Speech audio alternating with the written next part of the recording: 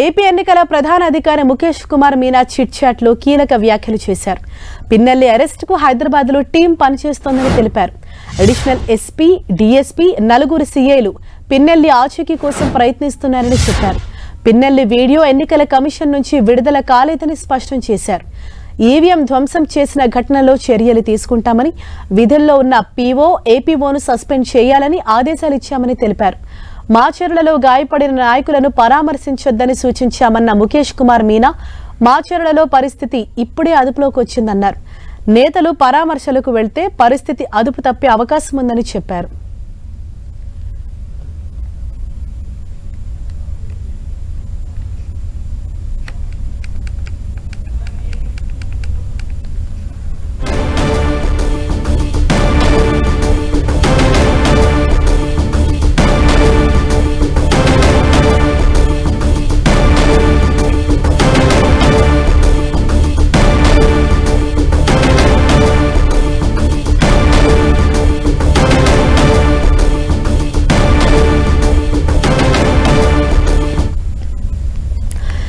AP ఎన్నికల ప్రధాన అధికారి ముఖేష్ కుమార్ మీనా చిట్ చాట్ లో కీలక వ్యాఖ్యలు చేశారు.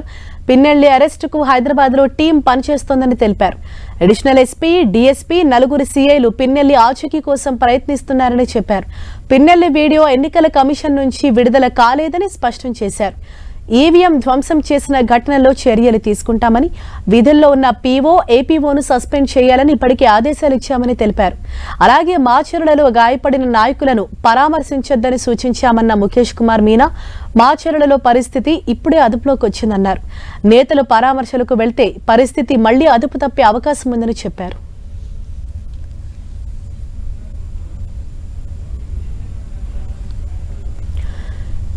ఇదే విషయంపై మరింత సమాచారంతో మా ప్రతినిధి విజయ్ చంద్రన్ మనకు అందుబాటులో ఉన్నారు. విజయ్ చంద్రన్, ఈ మాచర్ల ఘటనకు సంబంధించి అలాగే పిన్నెల వ్యవహారానికి సంబంధించి ఇటు సీఈఓ ఏ విధంగా స్పందించారు?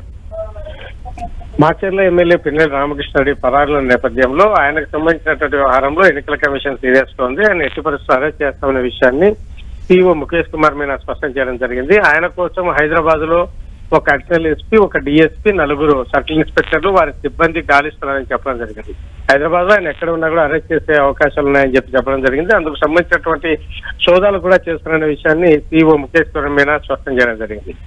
అంతేకాకుండా ఆ వీడియో లీకేజ్ వ్యవహారం మీద పెద్ద ఎత్తున రచ్చ జరుగుతున్న నేపథ్యంలో దానికి సంబంధించినటువంటి వీడియోను ఎన్నికల కమిషన్ విడుదల చేయలేదనే విషయాన్ని ముఖేష్ కుమార్ మీనా స్పష్టం చేశారు. ఇది ఆ విచారణ అధికారులకు ఇచ్చిన సమయంలో అది ఎక్కడో ఎవరి చేతిలో నుంచో అది ఆ వీడియో లీక్ అయిందే తప్ప ఈ వీడియో లీకేజ్ ఎన్నికల కమిషన్ కు ఎటువంటి సంబంధం లేదు అని చెప్పి ముఖేష్ కుమార్ మీనా మరొకసారి స్పష్టం చేయడం జరిగింది. అయితే పిన్నెల్లి రామకృష్ణారెడ్డి విషయంలో వేసిన సెక్షన్లు కఠినంగా ఉన్నాయి, అతనికి శిక్ష తప్పదనే విషయాన్ని అయితే కనుక ఆయన అభిప్రాయం వ్యక్తం చేయడం జరిగింది. పిన్నెల్లి రామకృష్ణారెడ్డి కోసము గాలింపులు అయితే కనుక విస్తృతంగా చేస్తున్నామని చెప్పారు. ఆయనను ఎన్నికల కమిషన్ ఆదేశాల మేరకు ఎట్టి పరిస్థితుల్లో అరెస్ట్ చేస్తారు పోలీసులు అనే విషయాన్ని ఆయన స్పష్టం చేయడం జరిగింది. విజయ్ చంద్రన్, మరోవైపు ఇటు వైసీపీ నేత సజ్జల కూడా ఆయన ట్వీట్ చేశారు. అంటే కేవలం మీ మాచర్ల ఇన్సిడెంట్ మాత్రమే బయటకు వచ్చింది, మిగతా 7 చోట్ల జరిగాయి ఘటనలు, దానికి సంబంధించి ఎక్కడ ఎటువంటి ఫుటేజ్ లేదు, చర్యలు తీసుకోవాలని కొన్ని ప్రశ్నలు కూడా ఆయన సంధించారు కదా. అంటే ఎన్నికల కమిషన్ మీద అందరూ ఆరోపణలు చేస్తా ఉన్నారు కానీ మేము పారదర్శకంగా ఉంటా ఉన్నాము.